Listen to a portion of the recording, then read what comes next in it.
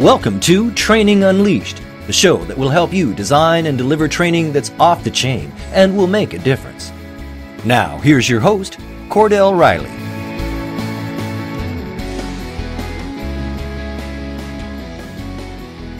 Hi, delighted to be with you. It's also my pleasure to welcome to the session Harry J. Friedman. Harry is an international consultant, speaker, all on the subject of retail sales, sales management. Harry founded the Friedman Group in 1980, if I'm correct. Harry, welcome to the session. Cordell, it's a pleasure to be here. Now, Harry, I know I did that real quick.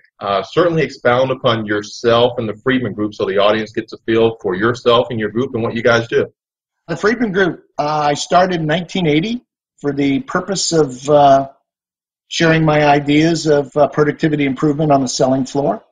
That evolved into the understanding that it was management that was probably the weak link that was causing a lack of sustained performance at a higher level. So we explored that deeply throughout the 80s and wrote and published and give seminars on our retail management concepts, which are used by more retailers than anybody in the world.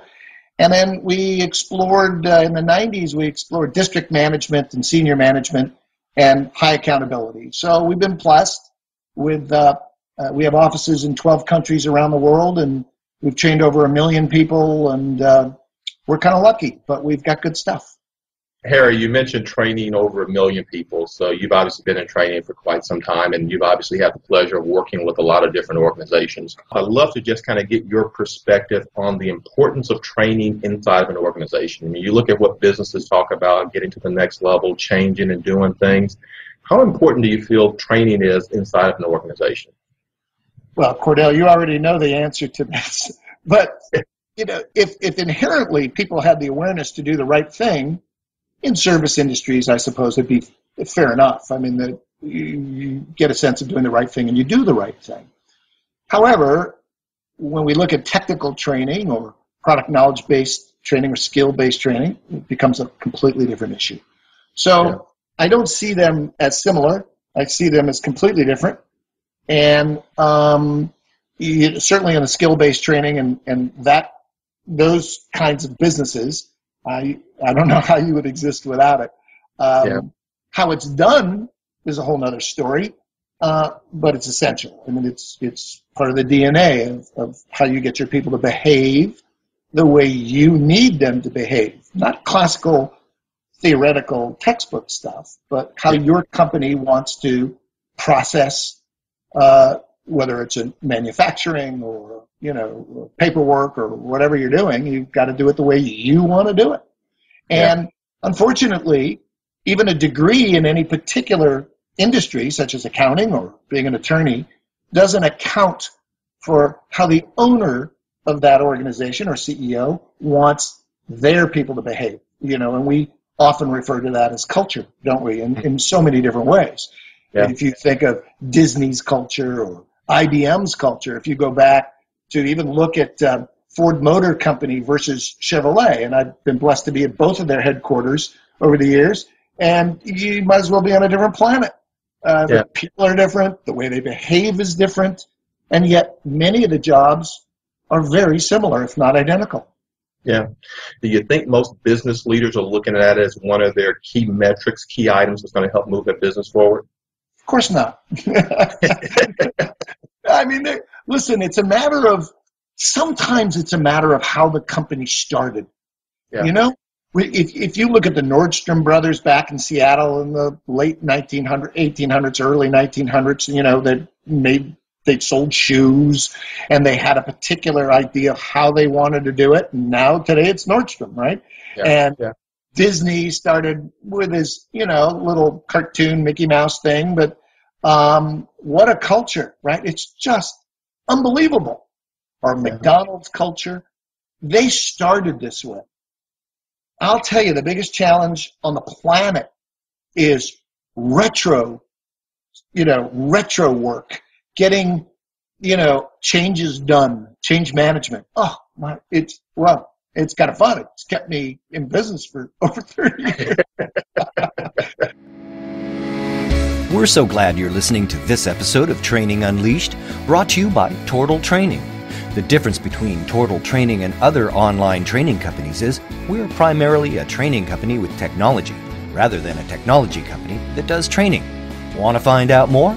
Just go to tortal.net. That's Tortal, tortal.net. So you mentioned culture several times. You mentioned retro into the culture. Yeah. And think about our audience here. So, I mean, if we got these training people that are trying to say, okay, I want to do a better job. I'm trying to obviously enhance my skills as a trainer inside the organization, but I got some culture things I have to work on. Any tips, any words of wisdom that you would share with our audience as it relates to this? Well, I've been working with training people for, over 30 years. So, and we have served many multinational companies and very big national companies that have training departments and sub-departments and sub-departments and so forth.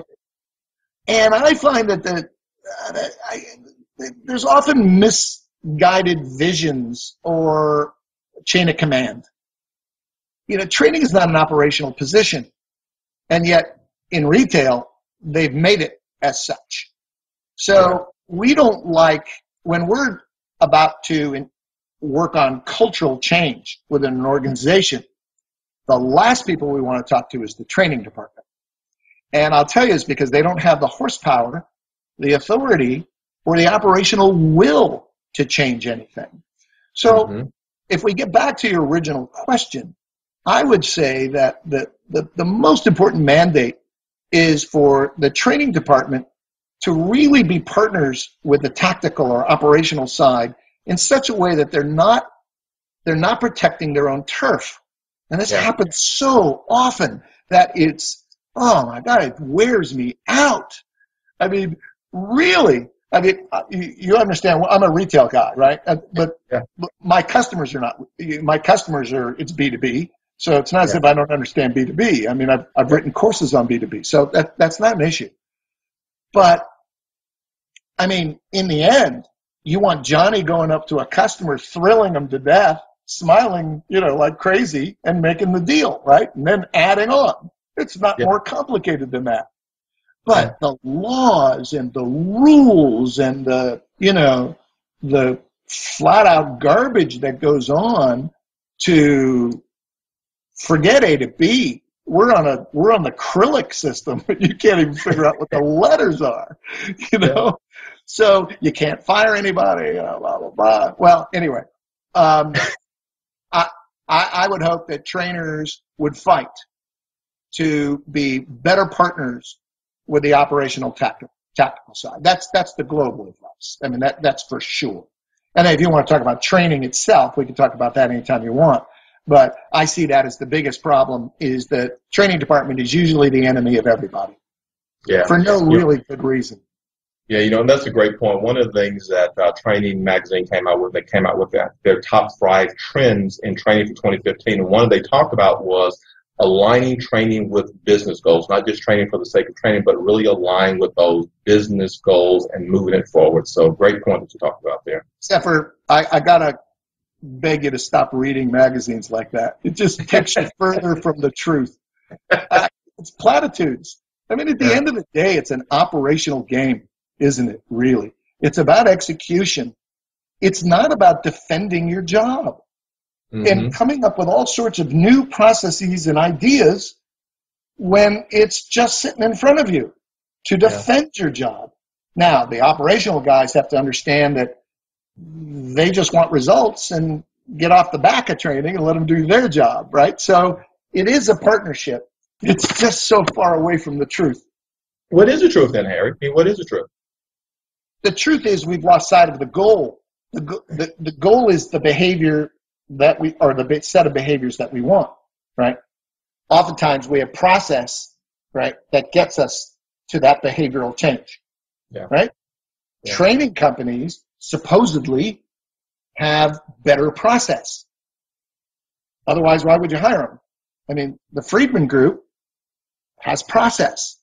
We have our methodology of getting Johnny as a rookie or newbie or even a veteran to behave a different way. Yeah. But we're also very interested in time limits. So we need willing participants. Training departments are patient. They're not only patient, but everybody's patient in the political world. Yeah. And I'm not that patient. I want performance. And I pay for it, so I want it. And yeah, that's the game, isn't it? I give you money to do what I want you to do. Not what you want to do, but what I want you to do. And I start with that premise. And that separates about half of my potential clients. Yeah. They're not willing to play that game. We're known as pretty tough guys. But in the end, we get higher performance than any other company that's ever existed in our world. Higher performance than any other company that's existed. What does that mean, Harry? Just go a little bit deeper in that. What does that highest performance mean? We look at two things that are essential. Number one, you got to give them sales increases. Otherwise, they can't defend, it just makes them feel better. Yeah. And we all like sales increases. But what I'm more interested in is setting up the infrastructure and the processes to maintain it. That's what I'm interested in. And the only way that occurs is through cultural change. And let me give you an example. And Cordell, we could use this in any industry you want. We could use it in manufacturing. We could use it in service businesses, whatever. Let's say I'm talking to a jeweler. And I ask them, are you a jewelry store that makes sales? Or are you a sales company that sells jewelry? And I'm only interested in one answer. Yeah. You better be a sales company that sells jewelry. Yeah. Because at the end of the day, you can't always buy right. Training Unleashed is brought to you by Tortal Training, specializing in e-learning and interactive online training solutions for corporate, government, nonprofit, and franchise organizations. Tortal makes effective training easier. Just go to tortal.net to gain access to real-world tools that can make a difference. That's tortal.net, Tortal, tortal.net. Harry, I want to go back to something. You kind of touched on this about sustainable, doing things that they're sustainable, people get results. When I was looking at your bio, I'm just going to read this. I think it's relevant for our audience. You kind of touched on it. But when you're talking about it, it says, never a matter of just disseminating information. It's always about transforming the culture so that it's sustainable. It's getting those results out there. Again, talk to our audience, Harry. So if I'm getting ready to build training inside of my group for whatever it might be, it's not just about disseminating that information. I want to make sure I'm going to do something that's sustainable and is going to help get those results. How do I go about doing that as a trainer inside of my organization? I'm not interested in training for training's sake. I mean, why? I mean, there's no goal in training. I mean, there's only the job itself and the ability of an individual to execute that job. That's it. I mean, training is just a link between this guy knowing nothing and then being able to do what you want him to do, right? That's the link. Yeah. But in order to sustain our job, sometimes we teach this guy about 800 things that he doesn't need to know. So I had a client in the kitchen and bath business. I still do. He's a dear friend of mine. And we were talking about refrigerators. Somebody's got to sell them. Yeah. I said, you must apply my theory of 10. And he says, what's your theory of 10? And I said, there's no chance in the world that a customer would ever ask more than 10 questions about a refrigerator. Think about it. Yeah. But you'll sit there right now. You're going to go, I got 11. Okay, sue me. But it's 10. Yeah. And I've got this theory of 10. And when we're done teaching them product knowledge, we've given them 675, of which he remembers none. And can execute, you know what I mean? Can execute. Yeah. So trainers, again, in the defense of their job, in the thickness of the manual, because the thickness of the manual equates to how good you're doing your job. Big man. Yeah, no, I got the thickest in the industry. Don't kid yourself. Value. I want to keep it. I want to eliminate the garbage that we don't need to teach the guy. Yeah. And then hold them so accountable for the stuff that I do that eventually, and drill them on it, and drill them on it, and drill them on it. We don't do that. We're terrible at drilling people. We feel so guilty about asking a guy 3 months later if he can still do what you taught him in the training class. We don't do it. Mm-hmm. Mm-hmm. So it's ridiculous. I mean, doctors don't do it. Attorneys don't. Nobody, you know who does? Airline pilots, thank God, do it. Right? They have to be certified. Right? Yeah. They get constantly checked. It's called check rides with, FAA guys and everybody else to make sure, right? And what they're saying is we have all these people in your hands, right? And I said, well, why is that any different than business? We have all these customers in your hands, and you can't answer simple questions, and no one even knows that. Yeah. So I'm just going back to the simplest thoughts in the world with high accountability. So to heck with all the manuals, give this guy the 10-question test on any subject, and then ask it to him all the time. Yeah. And eventually, he's going to know it. And when he knows it, he can use it. And when he uses it, he's on the team. And he's never on the team until he can use it.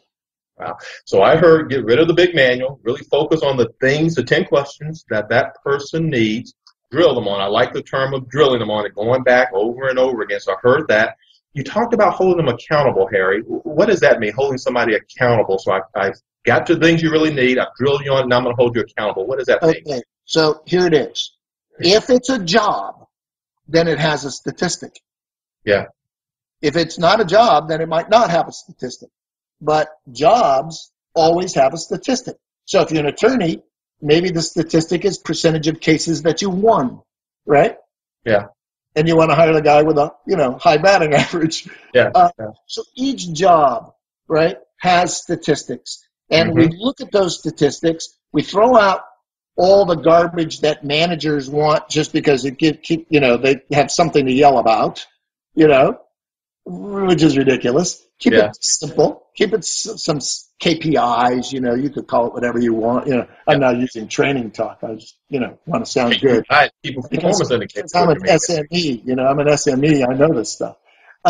Keep it simple and hold the guy accountable and have a culture that is ready to take disciplinary action at a high level, fast and hard. Fast and hard. Now, that doesn't mean that I go around firing people. On the contrary, people want to work in a place where they're held accountable so they know how to win. People don't even know how to win, right? And I don't give trophies to third place and ninth place like they do in Little League today. I don't do that. You either won or you lost, baby. Right? No, you don't get a big trophy for taking last place. I'm not sure you can be a soccer coach now, Harry, in this day and world that we live in. Not going to be. Yeah, not going to be. Yeah. No, I'd be fired too fast. You want everybody to play, of course, but it's not important in those leagues at that age. Yeah. It's important to participate for sure. Yeah. But teaching them that you get a trophy for sixth place is a bad lesson because it carries through their life. And they're poor performers in their business life, but they want some sort of trophy. I say, no. We want to help them find a career at an alternate place. Yeah. Anyway, I'm sounding a little bit tough here, but I like high accountability, Cordell, in a big way. I hear you, and I agree with you, Harry. Holding people accountable, KPIs, linking them back to what the business wants to do. Great point. That's it. Period. And lots of fun. Fun. We hadn't talked about it. Certainly, you and I are having fun, but talk about fun, Harry. I think fun is key in an organization. I think it's key in training. What's your perspective on fun in this whole scenario here? When I was running the Friedman Group back in the 90s, my department managers had, I can't even believe I said it's called a warm fuzzy fund, right? Which is kind of ridiculous because I wouldn't say words like that today. But the folks liked it. I put in thousands of dollars into each department every quarter, and I just said, give it away. Yeah. Find a way, make it fun. Take them all out. Go, just do ridiculous things. And there's a sense of bonding and teamwork and fellowship and all that. You spend more time with the people you work with than you do anybody else in your life. What are some of the biggest changes that you've seen in training from the 80s to where we are today? What are some of the biggest changes that you've seen? Well, everything stems from the internet. It's changed everything. 1,000%. I was the very first guy on the planet to resist e-learning. To resist it? Yes, I was the first guy. Well, you know how much money it was going to cost me to change everything to e-learning? Now, of course, I adore it. But I only adore it because it makes it accessible at a low cost for so many people. I don't adore it for its usefulness. However, that may or may not be true. There's lots of technical things and boring things that can be gone through quite easily that are not culture-driven, right? And I think e-learning is brilliant for that, without a doubt. I think it's just a minimum level of expectation that you can get out of e-learning, which is great. But that's only part of it. When did you guys start internet training or making it available via the internet and Freedman Group? 8 years ago. 8 years ago? In various forms, yeah. We may have even had private channels with our training, intranet setups and so forth. Not the public internet. You could go online and actually buy our sales courses, online courses now. Over the internet, you could do that, or a lot of our other programs. But before that, it certainly was available through the intranet of bigger companies and so forth. But we're fairly new to the game, 8, 9 years, but we're good at it. Good. So, Harry, you mentioned the internet as one of the biggest changes. What have you seen as one of the biggest challenges in training right now? What have you seen one of the biggest challenges in training? I've said this to many, many clients, and I say it very respectfully with a smile on my face. So please look at the smile on my face. And I don't mean it, but I must give you the real words that I use because they have impact, but they're not politically correct. I would say sometimes you just got to grab somebody by the neck and teach them how to sell. Yeah. You know what I mean? Yeah. Obviously, my God, you're not touching people and going to jail, and I'm not talking about it. It's a kind of a spiritual thing. It's just teach somebody something. You know what I mean? Look at them face to face, work with them side by side, and don't leave their side until that guy's as good as you. Just train him, right? Make sure that he knows how to do this stuff. Why do people need so many managers if they're good at what they do? It's a tough question. Yeah. No, it's a great point, Harry. It's a great point. I definitely believe the internet takes a little bit of, Cordell, the internet takes a little bit of that away. Yeah. Do you see? Yeah. Some of us test very, very well, right? So we can get through the end of chapter testing on the internet, or you know what I'm saying? That doesn't necessarily mean that you can actually do this stuff. So the goodness that provides us the opportunity to have it in even minute details in terms of training, right? Just little tiny segmented things, which is really wonderful. Yeah. And the problem, on the other hand, is that you don't know if the guy can do it. We have content. Our website, we have content management. All that. Why would I want to print policy and procedures manual and I can put all that stuff? You know what I mean? On an LMS and ask the guy 4 questions, and and at least your liability is taken away. Doesn't mean he can do anything. We're so glad you're listening to this episode of Training Unleashed, brought to you by Tortal Training. The difference between Tortal Training and other online training companies is we're primarily a training company with technology, rather than a technology company that does training. Want to find out more? Just go to tortal.net. That's Tortal, tortal.net. You mentioned as one of the challenges and one of the biggest issues associated with the internet. I think finding that right balance of what is appropriate for online, what's appropriate for when you actually need to be with the person, to your point, and really make sure that they're getting those things. And finding that magic, I think, is what it really can get it.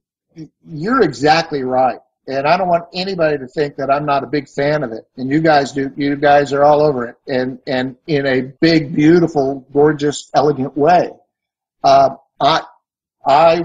I wouldn't want to live without it.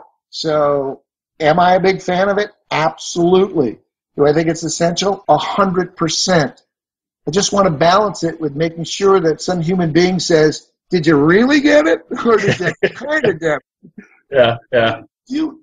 I'm going to tell you a truth about me, and it's sad. But there was a time, Cordell, in my life that I could do an algebraic equation. Oh, my goodness. We're not going to do this on this phone call. You're not going to throw me a question. What I'm saying is, did I learn it, or did I just memorize it to get out of algebra? Yeah. I'm not interested in employees that are just trying to pass the test. Yeah. I want people to be able to perform. So it's that combination of the e-learning and the e-portals and all the things that you can provide, right, for resources for individuals to improve their game. I am the biggest fan in the world, and I've committed a ton of resources to it in my company. Yeah. And in the end, I love it. Let's just balance it a little bit with some human saying, did you really get it? And then I'm happy back. So if you had to give some tips to this audience, how can they make their training more effective inside of the organization? I know we've talked about a lot of different things. What kind of tips would you want to leave this group with as they're going back and thinking about this today? I started writing 2 words back in the late 80s that have changed the way we train and certainly a lot of our customers' lives. And these are 2 words that can change any trainer's life. And the 2 words are show me, right? So we believe that the training cycle is never complete until the trainee is able to show someone their competence in a step, a process, or even a global, a global training program. Show me has to be built in way more than it is currently in the things that I see. And it's bite-sized steps. So it's a little bit of this, show me. A little bit of this, show me. And if there's a faulty foundation, Cordell, in any of the guys training over here, then the building over here is on such unstable ground that it collapses so easily. So I think we got to do things in a gradient that people can accept, and we don't all learn at the same rate. Yeah. We just don't. Yeah. This is why e-learning is so great, because it's not the trainer's agenda, it's the individual's agenda, which is, I think, is not really taken into account in training sessions. We do a 3-day management and sales and supervisors course we had for almost 30 years around the country, if not the world. Actually, we run them all over the world. And, when my trainer's done at 5 o'clock, we're done for the day. Whether the trainee is done or not doesn't really matter. We're done. Yeah. And I think that's going on in the training world today. So show me some sort of flexibility in learning rates. Yeah, those are big things. Harry, thank you for this. This has been very, very helpful, very, very informative. Pleasure to be here. This has been Training Unleashed, but it doesn't stop here. Just go to trainingunleashed.net to subscribe to the show. That way, you'll never miss an episode, and you'll be well on your way to delivering training programs that are off the chain. We'll talk to you next time on Training Unleashed.